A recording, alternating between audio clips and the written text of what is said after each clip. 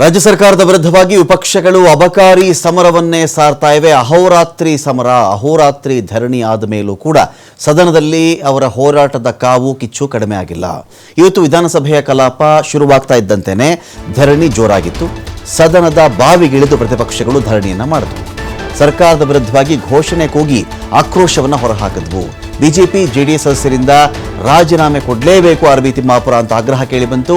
ನಿನ್ನೆ ನಾವು 5 ಸಾಕ್ಷ್ಯಗಳನ್ನು ಕೊಟ್ಟಿದ್ದೇವೆ. ಸುಮಾರು 6,000 ಕೋಟಿ ರೂಪಾಯಿಗಳಷ್ಟು ಭ್ರಷ್ಟಾಚಾರ ಇಲ್ಲಿ ಆಗಿದೆ ಅಂಥೇಳಿ ಆರ್ ಅಶೋಕ್ ಮಾತಾಡ್ತಾರೆ.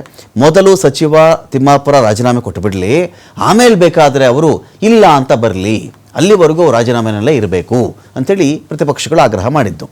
ಕಾಂಗ್ರೆಸ್ನವರು ಕರ್ನಾಟಕವನ್ನು ಬರೀ ATM ಮಾಡ್ಕೊಂಡಿಲ್ಲ, ರಿಸರ್ವ್ ಬ್ಯಾಂಕೇ ಮಾಡ್ಕೊಂಡ್ಬಿಟ್ಟಿದ್ದಾರೆ ಅವರು ಅಂತ ಕೂಡ ಅಶೋಕ್ ಅವರು ಗಂಭೀರ ಆರೋಪವನ್ನು ಮಾಡಿದ್ದಾರೆ. ಇಲ್ಲಿ ಏನಾಗಿದೆ, ಆರ್ ಬಿ ತಿಮ್ಮಾಪುರ ವಿಚಾರದಲ್ಲಿ ಅವರ ಡಿಪಾರ್ಟ್ಮೆಂಟ್ನಲ್ಲಿ ಬರ್ತಕ್ಕಂಥ ಅಧಿಕಾರಿಗಳ ಸಂಭಾಷಣೆ ಅಷ್ಟು ಕೋಟಿ ಕೊಡು, ಇಷ್ಟು ಕೋಟಿ ಕೊಡು, ನಾನು ತಿಮ್ಮಾಪುರ ಅವರು ಕೊಡಬೇಕು, ಅವ್ರ ಮಗನು ಕೊಡಬೇಕು, ಇನ್ನೊಬ್ಬರು ಕೊಡಬೇಕು, ಕೋಟಿಗಟ್ಟಲೆ ವ್ಯವಹಾರ, ಇದು ಆ ಲೈಸೆನ್ಸು ಈ ಲೈಸೆನ್ಸು ಇಂಥದ್ದೆಲ್ಲ ವ್ಯವಹಾರಗಳಿರ್ತಾವಲ್ವಾ, ಇದರಲ್ಲಿ ಆ ಥರ ಮಾತಾಡಿದ್ದಾರೆ ಅಂತ ಬಂದಾಗ ನೋಡಿ, ಇಡೀ ಇಲಾಖೆಯನ್ನೇ ಭ್ರಷ್ಟಾಚಾರದ ಕೂಪವಾಗಿ ಕೂತಿದೆ. ಇಲ್ಲಿ ಇವರೆಲ್ಲ ಭ್ರಷ್ಟಾಚಾರ ತಾಂಡವವಾಡ್ತಾ ಇದೆ, ಅಬಕಾರಿ ಇಲಾಖೆಯಲ್ಲಿ ಈ ಥರದ್ದೆಲ್ಲ ದೊಡ್ಡ ಹಗರಣಗಳಾಗ್ತಿದೆ ಅಂತ ಹೇಳಿ ದೊಡ್ಡ ಕೂಗು ಎತ್ತಿದೆ. ಇದಕ್ಕೆ ತಿಮ್ಮಾಪುರ ಅವ್ರು ಕೇಳಿದಾಗ ಅವರೇನು ಹೇಳ್ತಾರೆ, ಏನರಪ್ಪ ಯಾರ ಹೆಸರು ಹೇಳಿ ಬೇಕಾದರೂ ಕೂಡ ಯಾರು ಬೇಕಾದರೂ ಹಣ ವಸೂಲಿ ಮಾಡಬಹುದು, ಮುಖ್ಯಮಂತ್ರಿ ಹೆಸರು ಹೇಳಬಹುದು, ಪ್ರಧಾನಮಂತ್ರಿ ಹೆಸರು ಹೇಳಬಹುದು.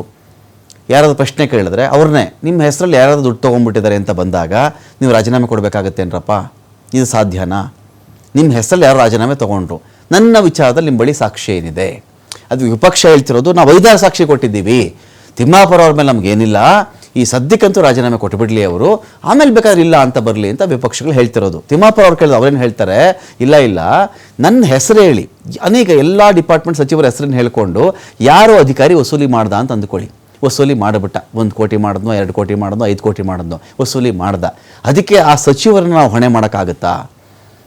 ನನ್ನ ವಿರುದ್ಧವಾಗಿ ಒಂದು ಸಾಕ್ಷಿ ಇದೆಯಾ ನಿಮ್ಮ ಬಳಿಯಲ್ಲಿ, ನಾನು ತಗೊಂಡಿದ್ದೀನಿ ಅನ್ನೋದಕ್ಕೊಂದು ಸಾಕ್ಷಿ ಇದೆಯಾ ಅಂತ ಅವರು ಕೂಡ ಒಂದು ಕಡೆ ಕೇಳ್ತಾ ಇದ್ದಾರೆ. ಇದರ ಮಧ್ಯೆ ಅಶೋಕ್ ಮೊದಲು ರಾಜೀನಾಮೆ ಕೊಡಲಿ, ಆಮೇಲೆ ಬೇಕಾದ್ರೆ ನೋಡೋಣ ಅಂತ ಅವರು ಕೂಡ ಮಾತಾಡ್ತಾ ಇದ್ದಾರೆ.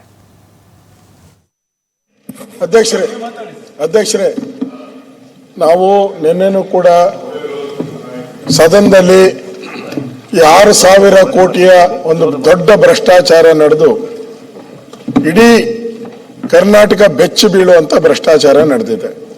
ಅದಕ್ಕೆ ದಾಖಲೆಯನ್ನು ಕೇಳಿದ್ರು ನಾನು 5 ದಾಖಲೆಗಳನ್ನು ಕೊಟ್ಟಿದ್ದೀನಿ. ಇಷ್ಟೆಲ್ಲ ದಾಖಲೆ ಕೊಟ್ಟರು ಕೂಡ ಪೆನ್ ಡ್ರೈವ್ ಕೊಟ್ಟಿದ್ದೀರಿ, ಲೋಕಾಯುಕ್ತ ಕಂಪ್ಲೇಂಟ್ ಕೊಟ್ಟಿದ್ದೀರಿ, ಸ್ವತಃ ಈ ರಾಜ್ಯದ ಒಬ್ಬ ಡಿಸ್ಟ್ರಿಕ್ಟ್ DC ಜಾಯಿಂಟ್ ಕಮಿಷನರ್ ಅವರು ಹೇಳಿರೋ ಹೇಳಿಕೆಗಳನ್ನೆಲ್ಲ ಕೊಟ್ಟಿದ್ದೀರಿ. ಇಷ್ಟು ಕೊಟ್ಟರು ಕೂಡ ಸರ್ಕಾರ ಇಷ್ಟು ದುಡ್ಡು 6,000 ಕೋಟಿ ಖಜಾನೆಗೆ ಬರಬೇಕಾಗಿರೋ ದುಡ್ಡು ಲೂಟಿ ಆಗಿದೆ.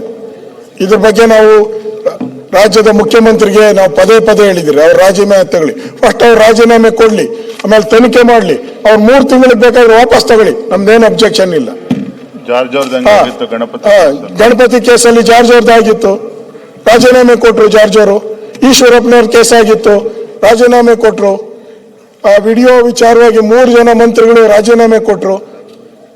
ಇದೆಲ್ಲ ಜನ ನೋಡ್ತಾ ಇದ್ದಾರೆ. ಇದು ಅಬಕಾರಿ ಇಲಾಖೆಯಲ್ಲಿ ನಡೀತಾ ಇರೋದು ಎಲ್ಲರಿಗೂ ಮನೆ ಮಾತಾಗ್ಬಿಟ್ಟಿದೆ. ಸ್ವತಃ ಯಾರು ಅಬಕಾರಿಯನ್ನ ಸೇಲ್ ಮಾಡ್ತಾರೆ ಅವರೆಲ್ಲ ಕಂಪ್ಲೇಂಟ್, ನಮ್ಮ ಹತ್ರ ಎಲ್ಲ 10,000 15,000 ದುಡ್ಡು ತಗೊಂತಾ ಇದ್ದಾರೆ. ಈಗ ಮುಖ್ಯಮಂತ್ರಿ ತಗೊಂಡು ಮಾಡಿಲ್ಲ ಅಂದ್ರೆ